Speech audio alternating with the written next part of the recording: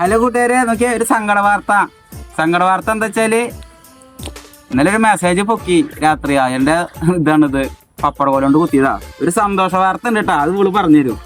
നിങ്ങളിൽ ആരെങ്കിലും 10ാം ക്ലാസ്സും പ്ലസ് ടു ഒക്കെ തോറ്റിട്ട് ഇനി പഠിക്കുന്നത് എളുപ്പമല്ല എന്ന് വിചാരിച്ചിരിക്കുന്ന ആൾക്കാരാണോ? അങ്ങനെയുള്ള ആൾക്കാർക്കൊരു അവസരം കൊണ്ടാണ് ഞങ്ങൾ വന്നിട്ടുണ്ട് കേട്ടോ. നിങ്ങളിപ്പോൾ പ്ലസ് ടു പഠിച്ചൊരു 2 വർഷമായിട്ടുണ്ടെങ്കിൽ നിങ്ങളുടെ ജയിച്ച വിഷയം ക്രെഡിറ്റ് ചെയ്തുകൊണ്ടും തോറ്റ വിഷയം നിങ്ങളുടെ താല്പര്യപ്രകാരം മാറ്റിയിട്ടോ അല്ലാതെയും നിങ്ങൾക്ക് പ്ലസ് ടു പരീക്ഷ എഴുതാനായിട്ട് സാധിക്കും കേട്ടോ.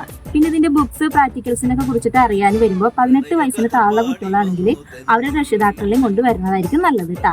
പിന്നെ ഇതിന്റെ രജിസ്ട്രേഷനെ കുറിച്ചിട്ടും സർട്ടിഫിക്കേഷനെ കുറിച്ചിട്ടും ഒക്കെ അറിയാനായിട്ട് നേരിട്ട് വന്ന് സംസാരിച്ചതിന് ശേഷം നിങ്ങൾ അഡ്മിഷൻ എടുക്കണം കേട്ടോ. പിന്നെ ഇതൊരു കേന്ദ്ര ഗവൺമെന്റിന്റെ സിലബസിലാണ് പഠിപ്പിക്കുന്നത്.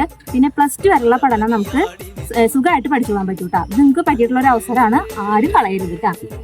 അപ്പൊ പ്ലസ് ടു സുഖമായിട്ട് ജയിക്കാട്ടാ. ഇയാള് അങ്ങനെ ജയിച്ചത്. അപ്പൊ നിങ്ങൾക്ക് പറ്റിയിട്ടുള്ള അവസരമാണ്, നിങ്ങളത് കളയരുത്. പരമാവധി പോയി അന്വേഷിച്ച് അറിഞ്ഞിട്ട് അഡ്മിഷൻ എടുക്കും കേട്ടോ. ഈ മെസ്സേജ് ആരെ മെസ്സേജ് അയച്ചിരിക്കുന്നപ്പോ ഇന്നലെ കിട്ടിയൊന്നും പോരെ?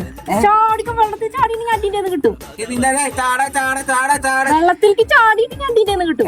വെള്ളത്തിൽ ചാടിയിട്ട് അടിന്റെ നീന്തറിയില്ല എന്നാ ചാടിക്കോ, അതാ നല്ലത്.